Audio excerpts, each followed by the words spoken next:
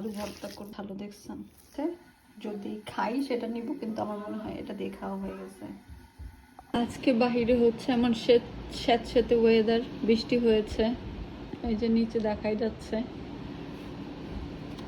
বৃষ্টিময় ওয়েদারে হচ্ছে আমি এখানে ভুনা খিচুড়ি বসাই দিছি ডাল চাল দিয়ে, রাইস কুকারেই বসাইছি। এটা হচ্ছে আলু সিদ্ধ করতেছি।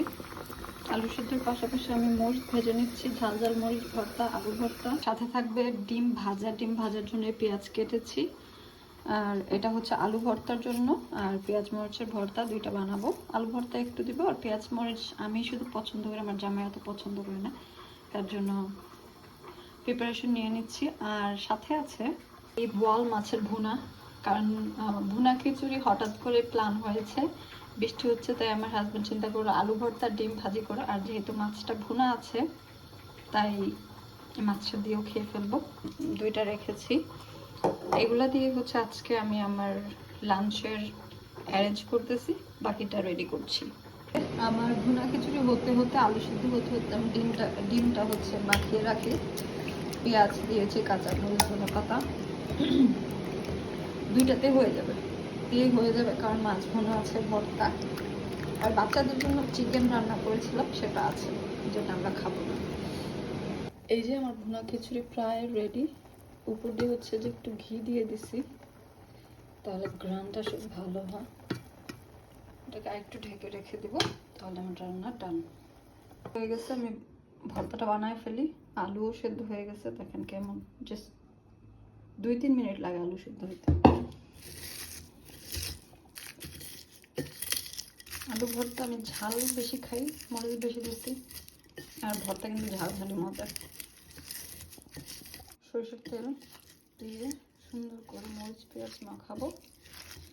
এখান থেকে হাফ হচ্ছে আমি পেঁয়াজ মরিচের ভর্তার জন্য রাখবো, হাফ আলু ভর্তা করব, আর হাফ আলু ভর্তা। আলুগুলো মেখে নেব।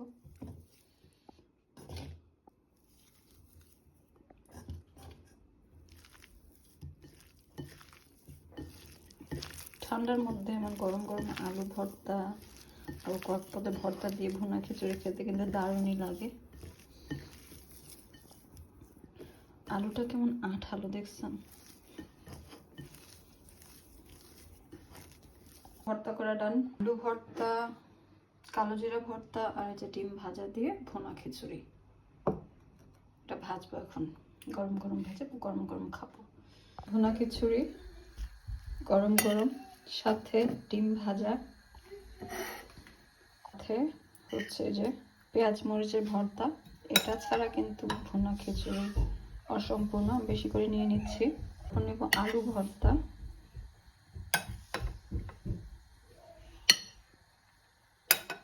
তারপর নেব কালো জিরা ভর্তা,